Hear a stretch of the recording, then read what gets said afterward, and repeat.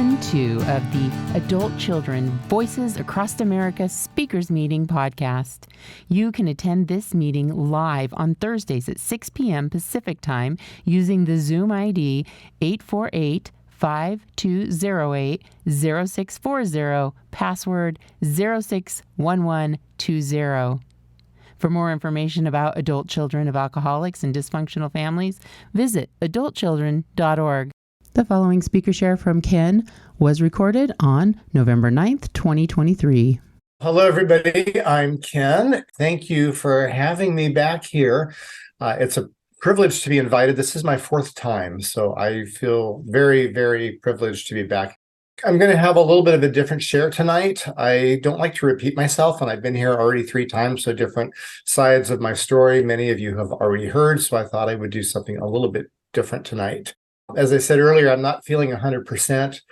I went away this last weekend. I create traditions in my life, not necessarily liking all the traditions I grew up with. I've created all these fake holidays that are now real holidays for me and my family and my friends. And one of the things I do every fall is I go camping on one of the Channel Islands. And this year I was able to recruit a few people from fellowship, which was just amazing. It was like a functional family. It was very nice to be with people, having a sober weekend, everyone contributing, sharing, getting along well, whether we were hiking, whether we were kayaking, or whether at night we were just sitting on the dock in the dark in a circle, just having a unofficial crosstalk meeting. It was just really, really amazing and was wonderful. But when I came home, there was some personal tragedy in my family that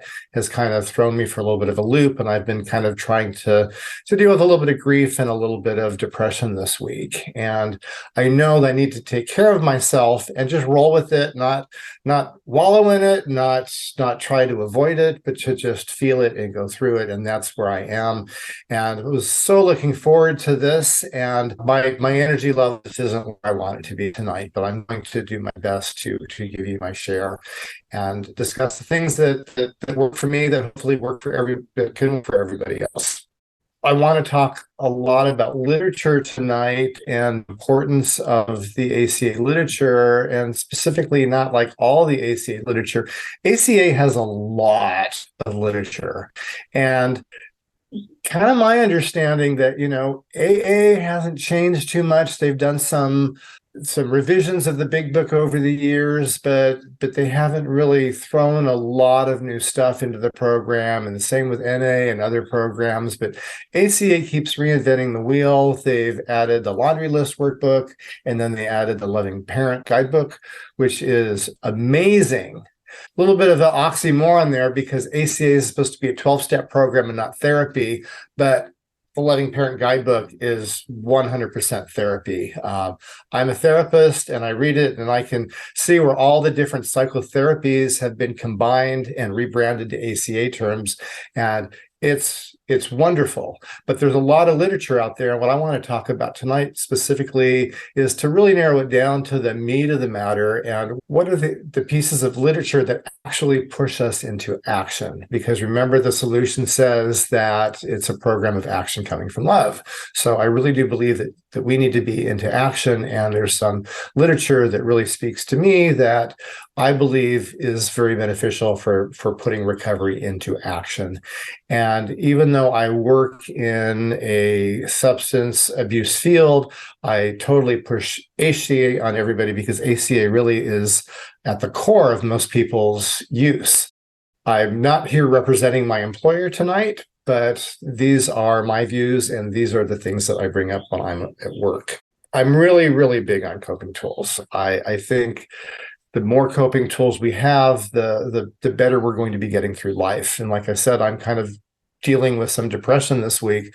I have a whole bunch of coping tools to work with. And, part of it is knowing who to reach out to and who not to reach out to, and how to reach out, and how to connect with my higher power through this whole thing and allow myself to go through the punches. So I have the coping tools to get me there and to work through that.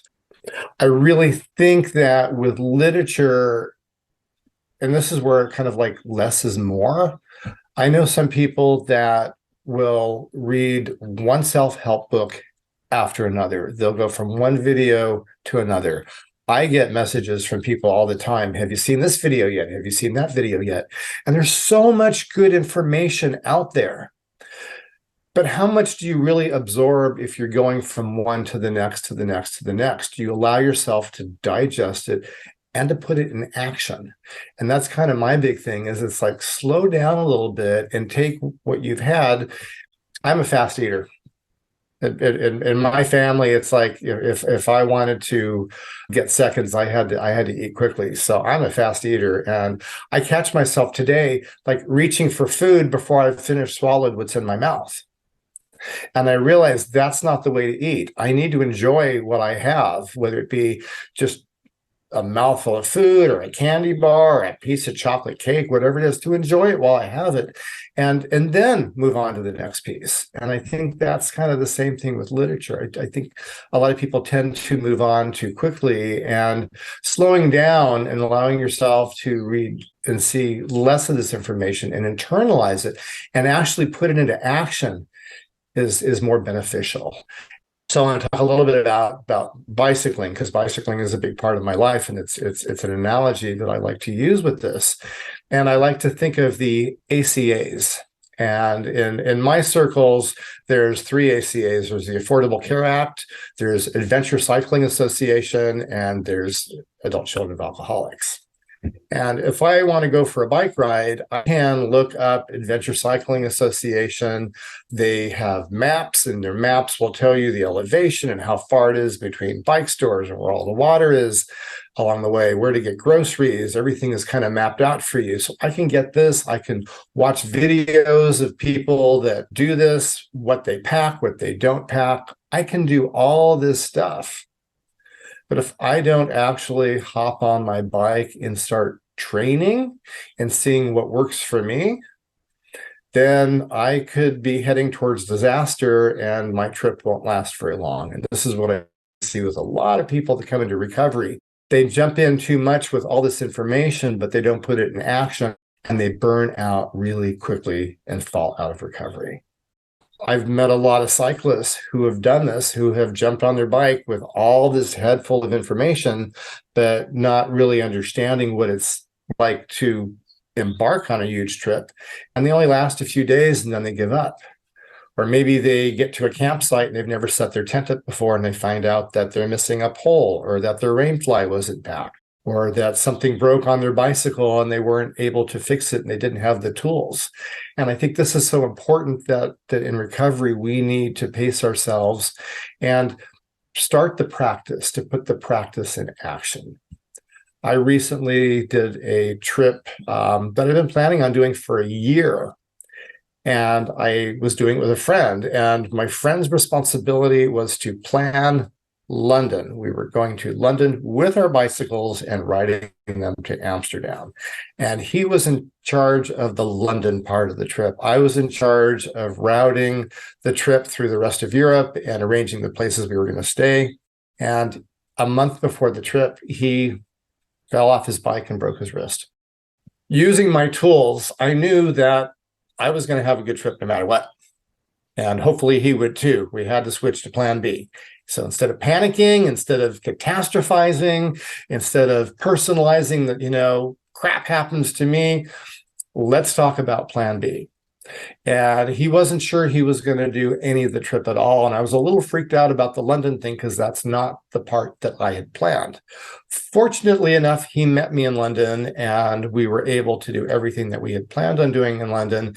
And then at one point, I basically broke trails with him and headed off to mainland Europe on my bicycle.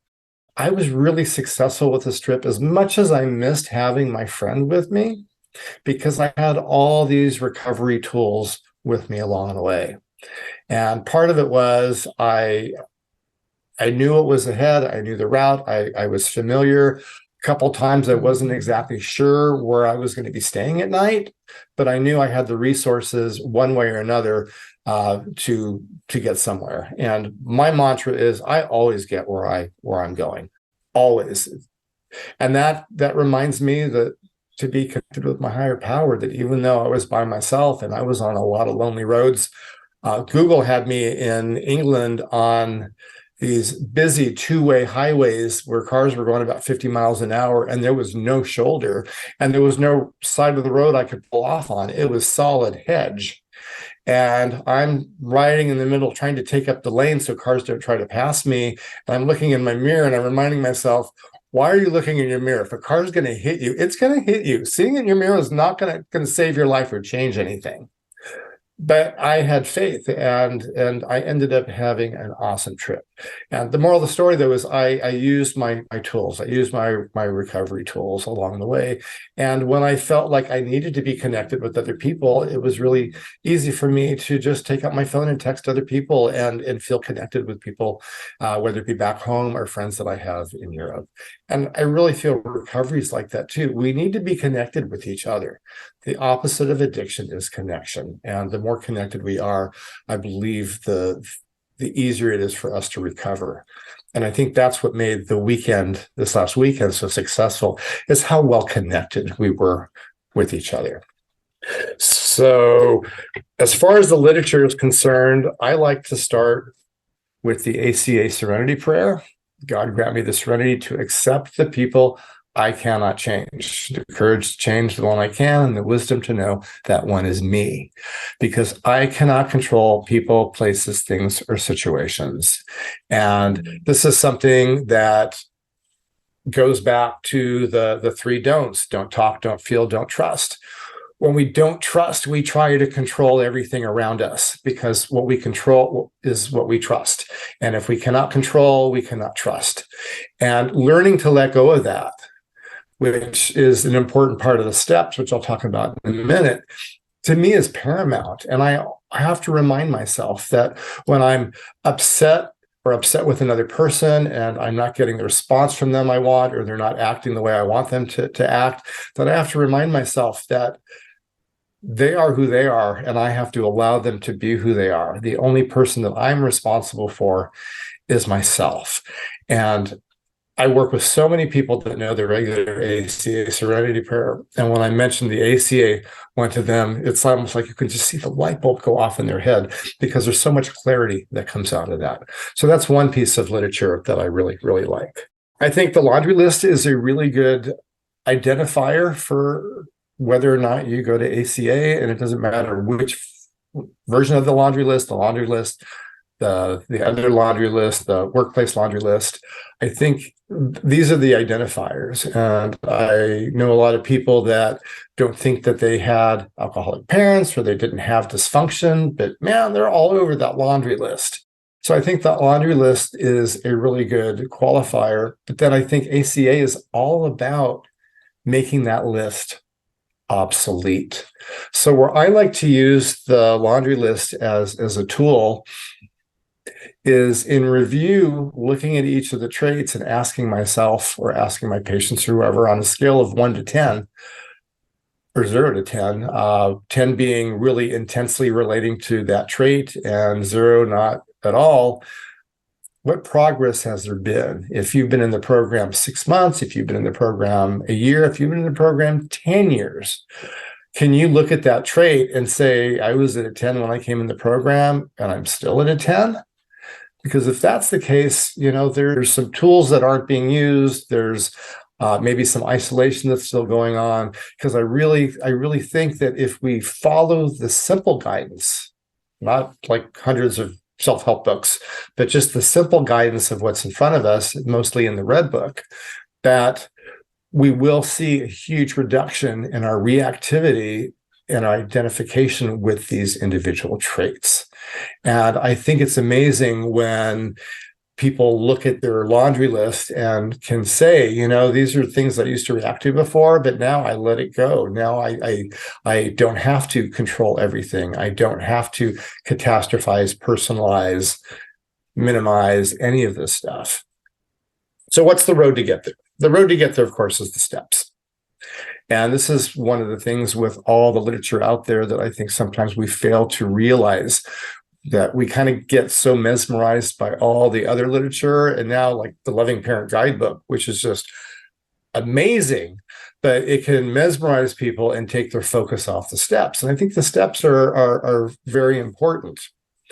And I've conceptualized the steps for myself in a way that I think it makes it more palatable for me and for other people. And I look at the steps as a ladder with 12 rungs. And we all start out in the muck. Unfortunately, if we've been in this muck all our life, it is our normal. And they say in Al-Anon that normal is just a setting on your dryer. But we're in this muck and this is all we know. And we think this is all there is. And we have no desire to get out of it because we don't know what is beyond the muck. And the muck is safe. We might not like it, but it's safe. So the first step is climbing up the first rung. And this is when we say that, we admit that we're powerless and our life is unmanageable.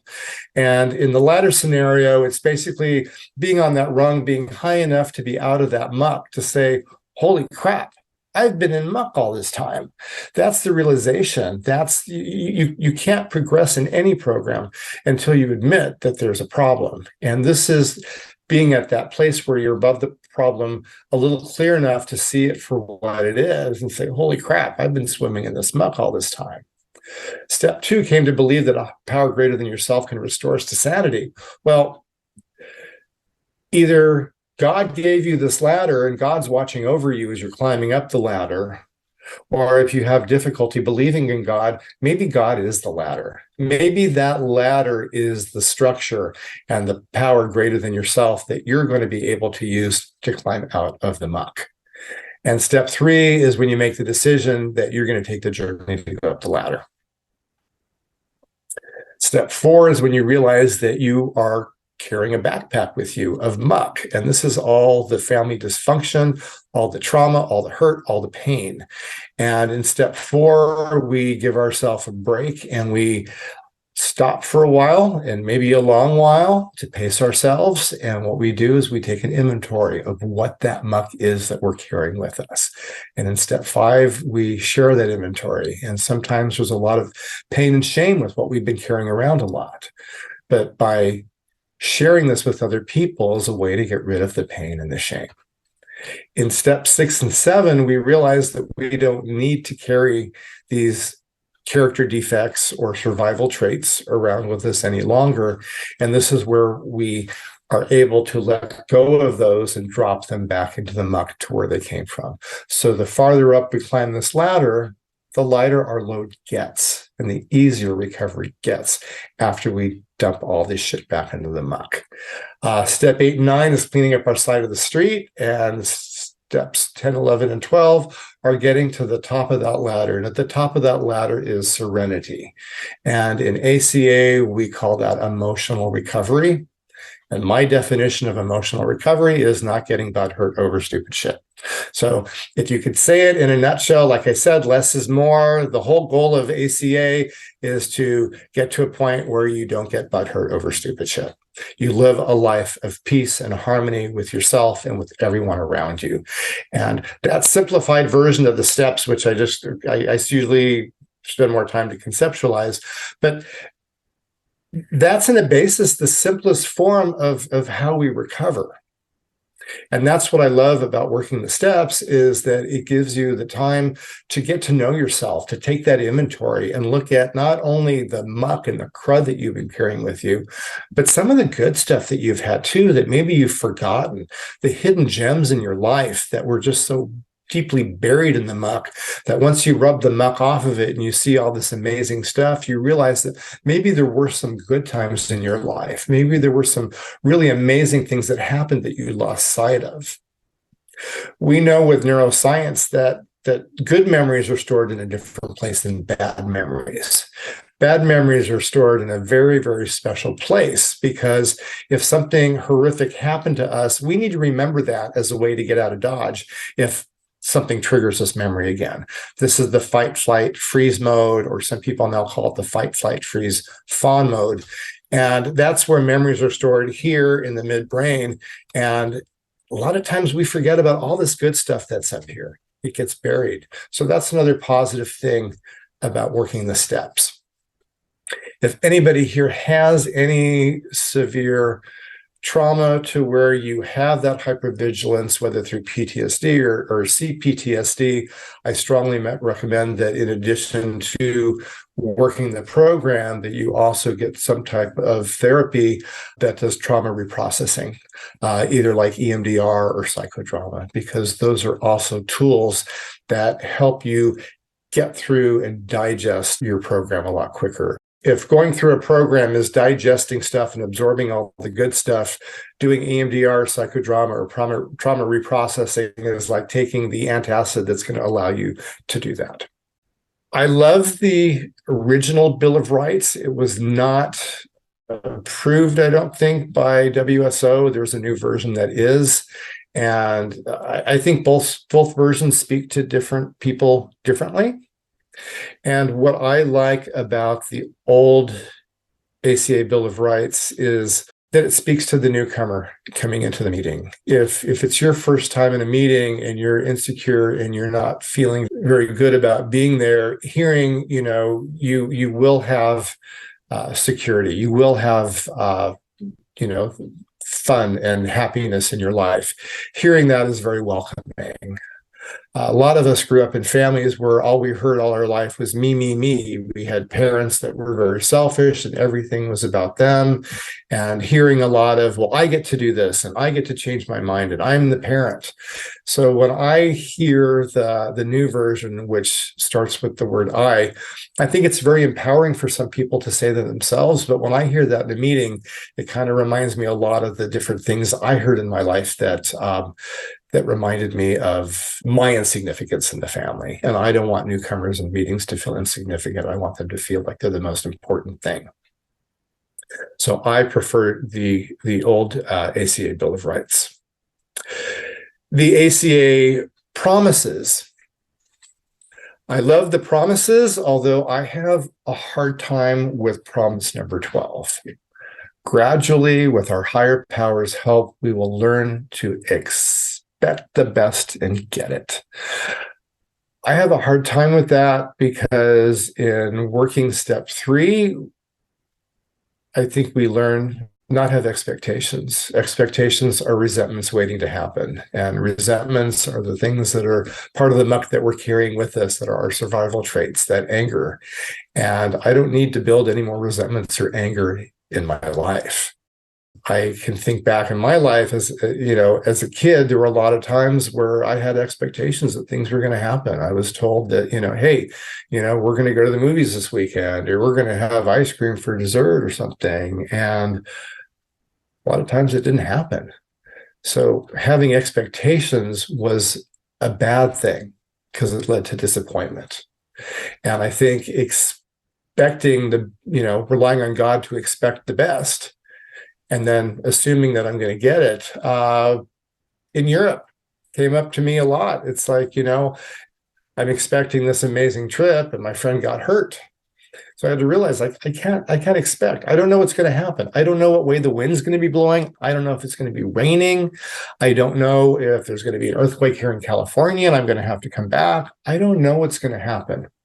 So for myself, I have reworded promise number 12 to gradually, with my higher powers' help, I will learn to accept the best when I get it. Because as a child, I was so used to not getting the best. And when I got it, I didn't feel like I deserved it. And I see this as a huge pattern with a lot of the people that I work with, that when they get a compliment, they get praise at work, they get a promotion, something good comes their way, they don't think they deserve it. They cannot accept that best when it comes to them. And I think for me, what works best with that literature, and I think this is the really good thing about literature, it doesn't have to be WSO approved to work for you. If there's literature that you really like, but you need to tweak it in order to work for you, do it. Okay, because this is a selfish program, and this is how we take care of ourselves by doing what works.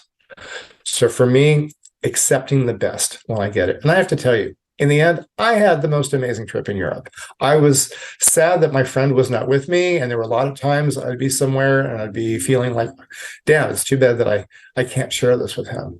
But I had an amazing time. It's going to go down in the books as another awesome trip because I didn't have the expectations, and everything that came ended up being wonderful. Maybe not perfect, maybe not the way that I wanted it to go. I had a couple days of rain. I had some headwinds, but you know what?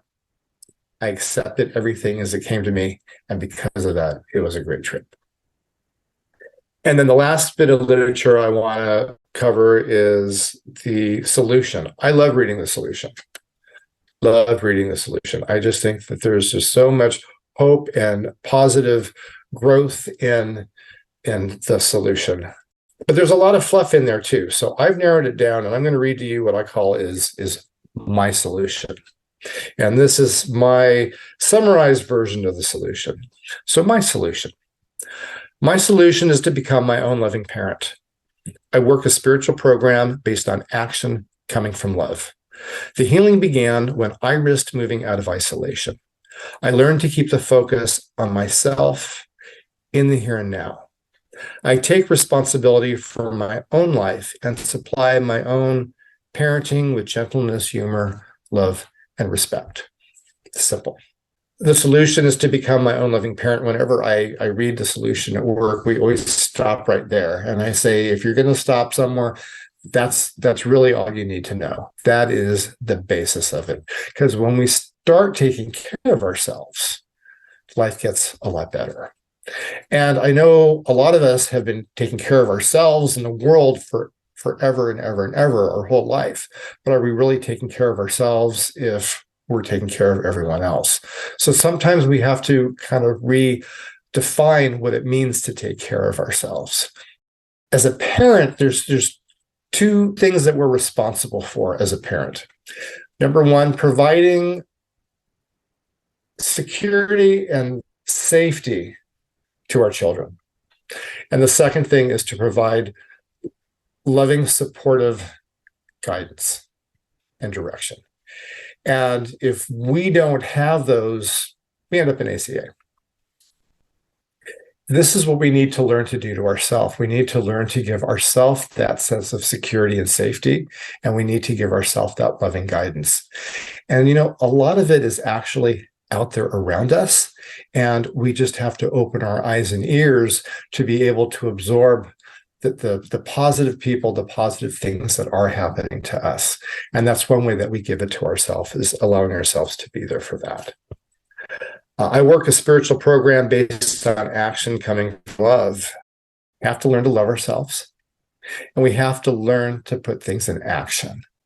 The analogy about the bike riding, the people that look at the maps and watch all the videos, that is an action step, but they only take it that far, and then there's no action. And in recovery, I know a lot of people that only do virtual meetings, and they leave their cameras off, and they're dusting and washing their dishes and, mowing the lawn or doing whatever. And they're not connecting with other people. They're hearing it, but they're not putting the action in by connecting with other people. They don't reach out to fellow travelers or get a sponsor. They don't start doing the work, which is the action. And if any of you have really dug in and done the work, you know what I'm saying, because you get the rewards when you do that. So spiritual program based on action coming from love. The healing began when I risked moving out of isolation. Okay. It's really, really hard. We feel really comfortable in our isolation at times. Our isolation is what we know. And it's scary to come out of that.